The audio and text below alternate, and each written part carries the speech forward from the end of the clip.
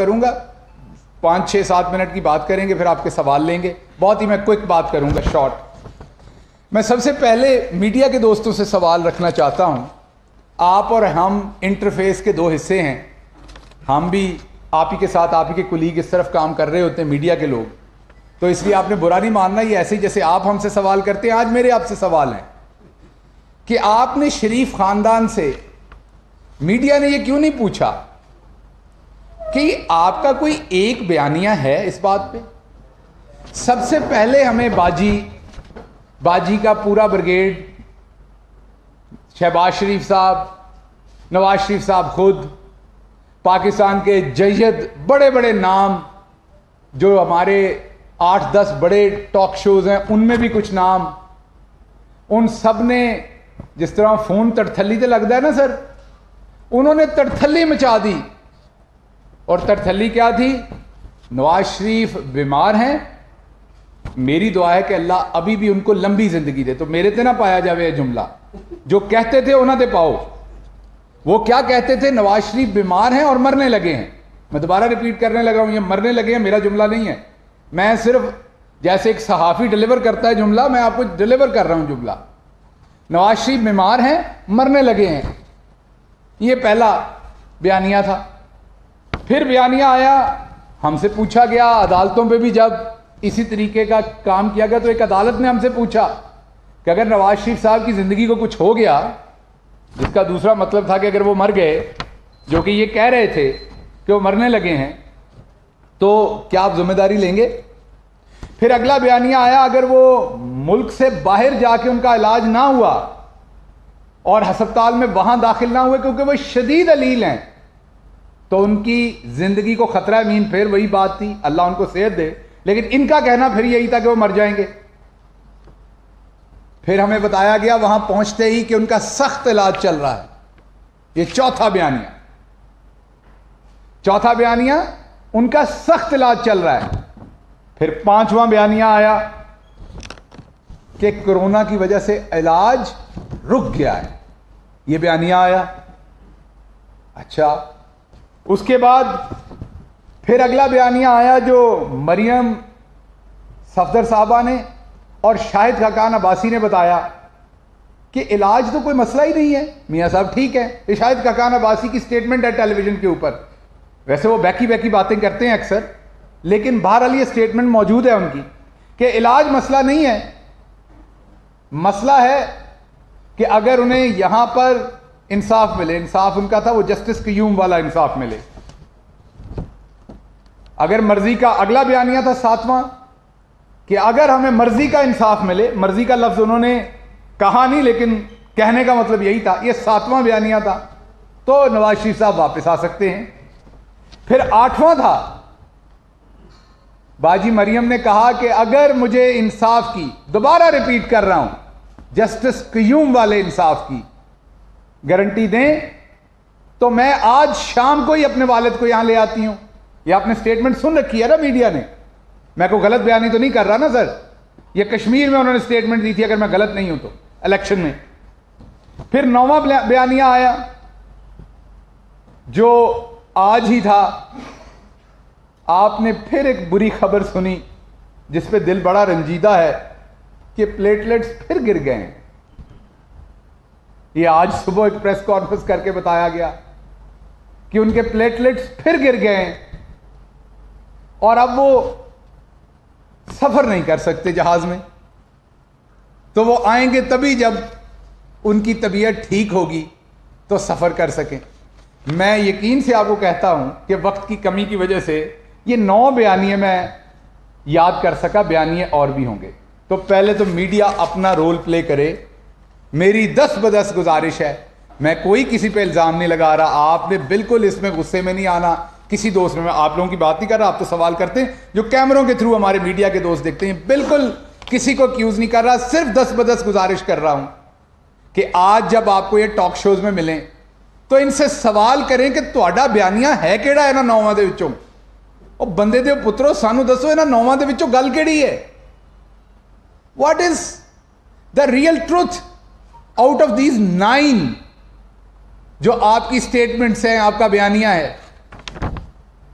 अब बाजी का जो 8वां बयानिया मैंने बताया कि गारंटी दी जाए, तो बाजी को मेरा पैगाम है कि आपको मैं एक जिम्मेदार ओहदे से पूरी तरह से गारंटी देता हूं कि आप अपने वालिद को शाम तक लाएं, वो सीधे जेल में जाएंगे, आप लेके आएं। ये हमारी आपको मुकम्मल गारंटी है फौरी तौर पर।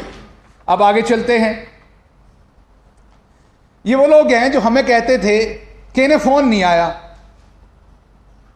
फोन पाकिस्तान के प्राइम मिनिस्टर को आना है। फोन आना या ना आना, आप तो लोगों को ये बताते थे ना कि फलां मुल्क का प्रेसिडेंट मेरे फुफी दा पुत्र है, फलां मेरी मासी दा पुत्र है, फलां से मैंने साड़ी ली है, फलां को मैंने अपनी मिल के अंदर 500 वर्कर्स का वीज़ा दिया है, फलां को मैं हुर्रियत वालों को छोड़ के उसको मिला हूं, तो अब वो मेरी मासी का पुत्र बन गया है। हम अवाम को ये नहीं कहते, हम ये कहते हैं कि धरती का एक ही पुत्र है, वो इमरान खान है, और बाकी जितने मुल्कों से वो मिलते हैं वो पाकिस्तान के प्राइम मिनिस्टर के तौर पर मिलते हैं, अपने जाती रिलेशनशिप बनाने के लिए, इस्तेमाल करने के लिए नहीं मिलते, और ना मुल्कों के सरबराहान के जाती रिलेशनशिप होते हैं, बल्कि वो अपनी अपनी स्टेट का इंटरेस्ट देखते हैं। जो पाकिस्तान की स्टेट का इंटरेस्ट है उस पर हम खड़े रहे, अगर हमारी स्टेट के इंटरेस्ट पे कोई हमारे साथ आएगा तो सत बिस्मिल्लाह, वरना हम अपना इंटरेस्ट प्रोटेक्ट करेंगे। तो फोन आए ना आए, हमने पाकिस्तान के इंटरेस्ट को प्रोटेक्ट करना है। बहरहाल, getting back to the point, ये वो लोग इसी बेशर्म चेहरों से कहते थे कि इन्हें फोन नहीं आया, और चले भाई हमें तो नहीं आया, हम तो कोई माल पानी भी लूट के उस मुल्क में नहीं लेके गए थे। आप लोगों के तो वो रूहानी इक्तसादी माँ बाप हैं, आपको उन्होंने अब घर से निकल जाने को कह दिया है, आपका वीजा एक्सेप्ट नहीं किया, तो कोई शर्म है या वो भी प्लेटलेट्स की तरह नीचे चली गई है? तो आपको अगली मैं खबर दे दूं कि नवाज शरीफ साहब ने वहां वीजा अप्लाई किया, उन्हें लगा कि कोई लाहौर का इदारा है जहां पर बात करेंगे तो क्योंकि इनके पुराने सियासी यतीम बैठे होंगे जिनको भर्ती इन्होंने किया, प्रमोट इन्होंने किया, वो जड़ें बना के बैठे हुए हैं, और वो इनको फट से वीजे की हो जाएगी एक्सटेंशन। तो नवाज शरीफ साहब ने वहां पर अप्लाई किया, और वहां जो कहानी सुनाई वो ये बनाई कि मैं बड़ा मजलूम आदमी हूं, मैं बड़ा बीमार हूं, मेरे प्लेटलेट्स गिर गए थे, मैं पाकिस्तान से यहां इलाज करवाने आया हूं। और पाकिस्तान की रिपोर्टें साथ लगाई इन्होंने जो उस वक्त की थी, पाकिस्तान की रिपोर्टें साथ लगाई, बताया कि मैं बड़ा बीमार हूं और मेरा वीजा एक्सटेंड कर दिया जाए। उधर आगे जो साहब बैठे थे उन्होंने पूरा केस देख के इन्हें 2 मौके दिए कि बंदे दे पुत्र बन जाओ। इनडायरेक्टली बताने की कोशिश की कि ये आपका बनाया हुआ सिस्टम नहीं है, यहां ऐसा काम नहीं चलता। जब 2 दफा मौका देने पर ये बाज नहीं आए, तो तीसरी बार उन्होंने इन्हें जवाब दिया, इनसे पूछें लाएं वो डॉक्यूमेंट। आप जब वीजा यहां एम्बेसी में लेने जाते तो आपको रिजेक्शन का एक लेटर मिलता है, आप सबको पता है। आप यहां किसी भी मुल्क की एम्बेसी में जाएं, जब रिजेक्ट होता है तो आपको लेटर देते हैं। यूके में भी आप सबको पता है कि लेटर मिलता है। ये लाएं, मीडिया को रिलीज करें वो लेटर, कभी भी नहीं करेंगे, क्योंकि उस लेटर पे ये लिखा हुआ है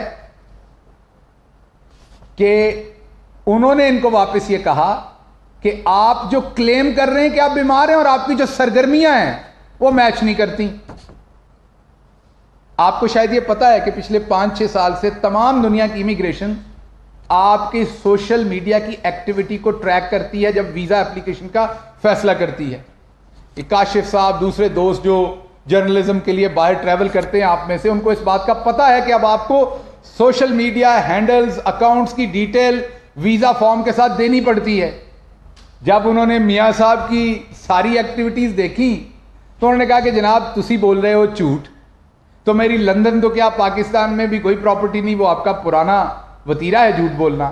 लेकिन वहां जस्टिस क्यूम नहीं बैठे हुए, वहां पर उन्होंने कहा कि आप सच बोलें, ये हरकत मत करें, जब तक नहीं बोलते आपका वीजा रिजेक्ट है, और आप जाकर रिपोर्ट्स लेके आए इस मुल्क की और हमें दिखाएं कि आप वाकई बीमार हैं। अगली इंफॉर्मेशन यह है कि मुख्तलिफ डॉक्टरों के साथ रब्ता किया गया, जिनमें से कोई 2 पाकिस्तानी डॉक्टर भी थे। उन्होंने ने बताया कि मियाँ साहब इत्थे इहो जिहियां रिपोर्टां नहीं बनदियां, मैं भी जेल जाऊंगा। यहां पर टेस्ट ट्यूब के अंदर केमिकल ज्यादा डाल के, ब्लड कम डाल के, प्लेटलेट्स नीचे नहीं होते। अब एक यहां बार बार सवाल किया जाता है, आज सुबह भी किया गया, कि जी वो नैब ने करवाई, पंजाब गवर्नमेंट के लोग थे। मुझे बताइए, जब 9/11 का हमला हुआ तो क्या हुकूमत में से कोई इन्वॉल्व नहीं था उसमें से? मीन कोई लोअर लेवल पे एम्प्लॉय इन्वॉल्व नहीं था? ऑफ कोर्स था। पूरी दुनिया में बैंक लूटे जाते तो क्या बैंक का जो बंदा है वो इन्वॉल्व नहीं होता? तो आप बैंक लूटने वाले को इसलिए छोड़ देंगे कि बैंक का गार्ड साथ इन्वॉल्व था? बिल्कुल इंक्वायरी करनी चाहिए पंजाब गवर्नमेंट को, उन तमाम डॉक्टर्स की, उन तमाम लोगों की जो इस फ्रॉड में इन्वॉल्व थे। मैं बिल्कुल कहता हूं, लेकिन असल बात तो चोर की है, उससे भी तो सवाल पूछना पड़ना है। यह कौन सा आर्गुमेंट है कि वो पंजाब गवर्नमेंट ने की थी? भाई अगर कोई आपको यह कहता है, अगर कोई आपको कहता है कि आपके घर में जो है वो आम का दरख्त उगाया है, खबर मिली आपको बड़ी मुसद्दका ज़राए से, आप अपने घर पे, डेरे पे, मकान पे जाते हैं तो वह आम की जगह नीम का दरख्त है, तो वह खबर सच्ची है या वो बात सच्ची जब आपने देख लिया?